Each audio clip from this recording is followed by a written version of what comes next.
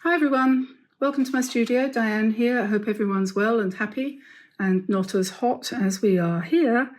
France is experiencing the worst heat wave in June ever. And some of the country is well up in the hundreds, and we're pretty darn close. If you stand in the sun here for too long, you will cook. And so we're hiding away inside our air-conditioned house, along with the other 5% of French people who've got air-conditioned houses. Lucky us. So anyway, brains don't work when it's hot, do they? I have been struggling today to think of what to do for my paintabirdaday.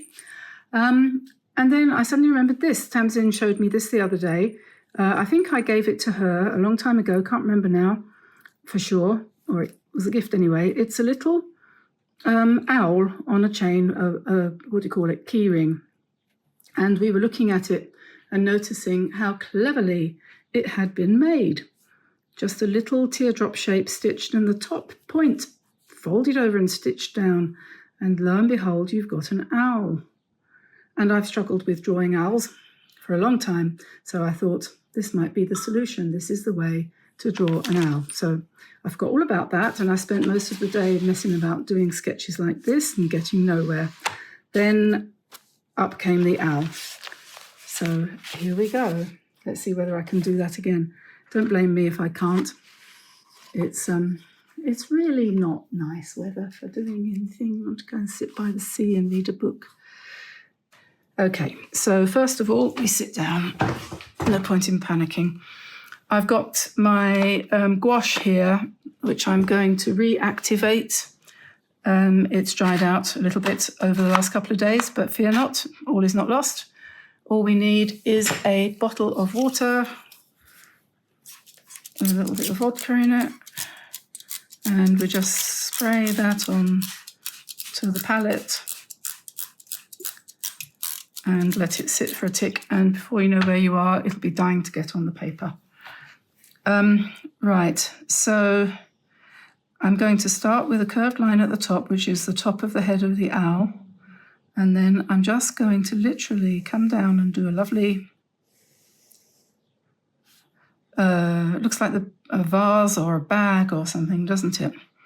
And then I'm going to do this bit in pencil because I don't want all the lines to remain. But the idea is that the top is folded over, giving you his beak here, right? So then you take your model and you say, right, eyes together, two big circles like that. Then we can put the beak in. Then we do another line like this for the inside of the owl's eyes. And you can put the eyes pointing wherever you want. He's looking wistfully up into the tree. So there we are. And then we're going to go from here, his kind of wing sort of thing, and then here, like that. And then he's got little feet and legs at the bottom, as you do.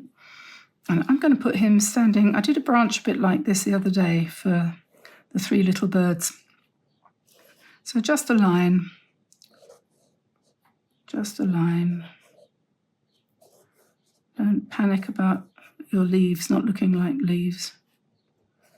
Look at a leaf and see how many of them actually look like leaves. In this weather, none of them. The garden's shrivelling up. I said to Tamsin this morning, if this goes on before very long, we will be living in a desert. I'm not kidding you. I have never, in my born days, all 68 of them, years, that is to say, not days, I have never seen anything like it. It's quite worrying, actually, joking aside. But what can you do? Okay, so now the next thing to do is to paint him before we get too carried away. I'm going to rub out the pencil in there. And tell me, does it look a little bit like an owl? So more like an owl than a lot of my efforts ever did. What colour shall we use? Something cheerful. A nice pink, perhaps, for his tummy. This Viviva sketchbook has got a very nice smooth paper in it. I don't know if they meant it to be like that, but it is. It's quite nice for painting in gouache. But please don't think that you have to paint this in gouache.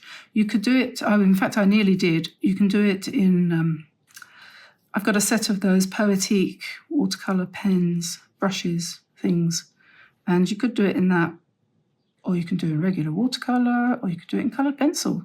That would work quite well, I think. Anything you happen to have. So he's got a pink tummy, so what should we do? Lilac or something like that?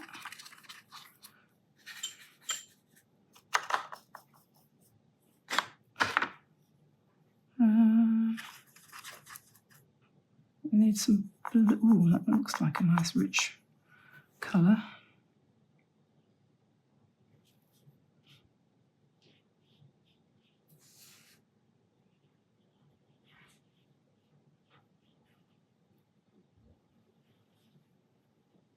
I think my brush is a bit big. I might find a smaller one.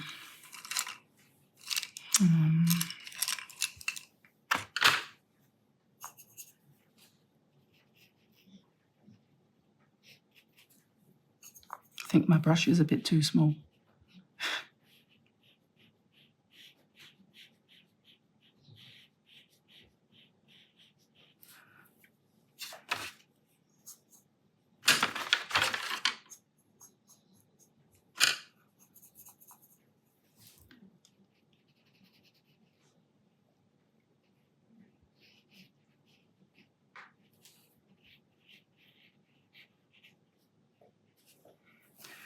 Okie dokie, so shall we give him a yellow beak?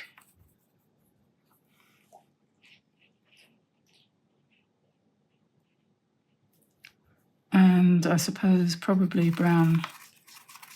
No, we don't have to stick, do we, with the colour that God gave us. Let's give him some blue feet. And I'm going to do these leaves in this kind of teal colour.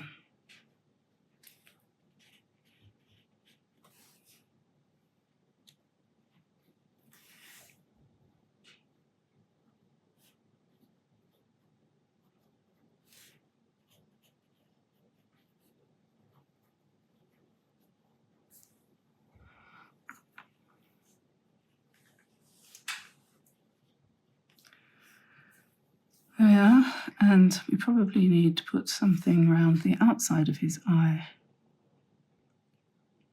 like that. And now the fun bit, we wait for it to dry, and then we embellish it. Yay! Okay, so I have got here some gel pens. I've got a gold, a silver and a white, and they're pretty good at doing what we want to do. And I've also got my black Micron. This is a 0.1, so it's quite nice and fine. And I think we'll probably do most of what we're going to do with those. But of course, the sky's the limit, really. You could do anything. This is where I never know quite where to start. So I'm going to paint this part of his eye. I'm going to fill in with gold from the gold marker pen, first of all. And so we'll just do that. And then I think he could have sort of lines radiating out like that. Perhaps around his eyes like that, maybe. And then maybe we'll give him some silver on his beak. And then, let's see. Shall we give him another? We could give him another ring round his eyes to make them bigger.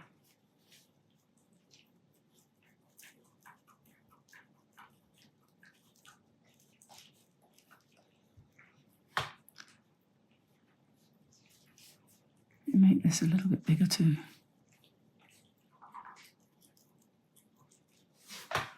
Okay, and then I had in mind that he would have sort of flowers like the original one on him. So maybe we'll do, I think we might do sort of roses on his chest, like this.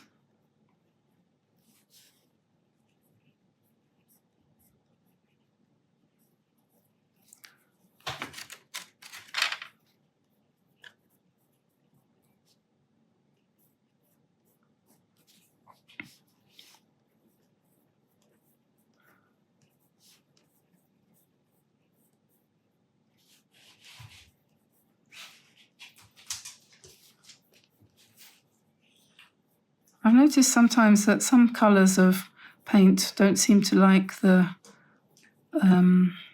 white ink as much as others. I don't know whether that's my imagination or whether that's actually true, but I do know I don't like the silver on his beak. I'm going to outline that in black.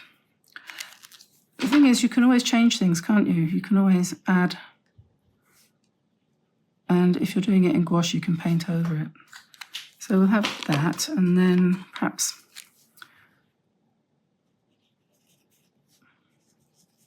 you never know how things are going to turn out until you try them out. There's some absolutely fantastic birds have been created by you people out there, amazing artists that you are. Yeah, under the hashtag paintabirdaday. If you just type that in Instagram, for example, or anywhere, you'll find all these amazing things. Some of them are based on what I've done, and you've improved enormously on what I did. So, yeah, it's amazing. It's lovely. I'm going to put a heart on his sleeve because everybody wants to wear their hearts on their sleeves. And then we'll just do some sort of feather indications on his wings, like that.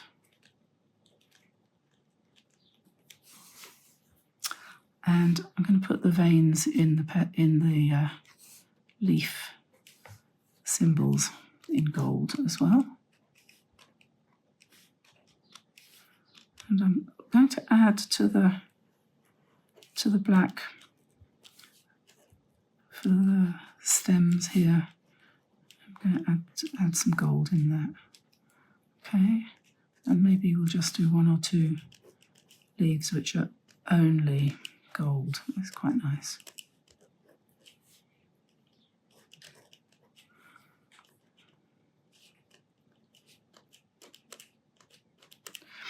Now we mustn't forget up here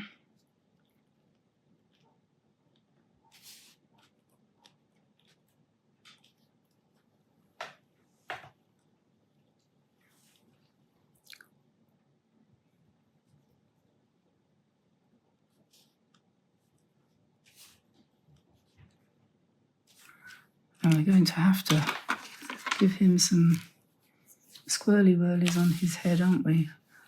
Obviously.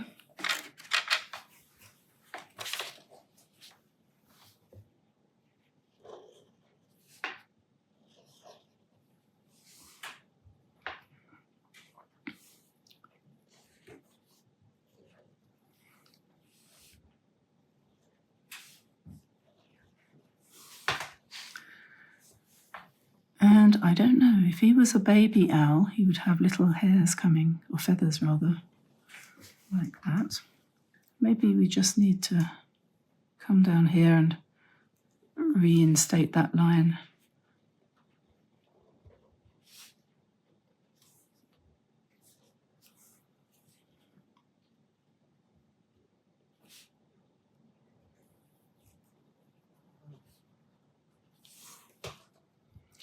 So there we are, one baby owl on his branch. What shall we call him? How now?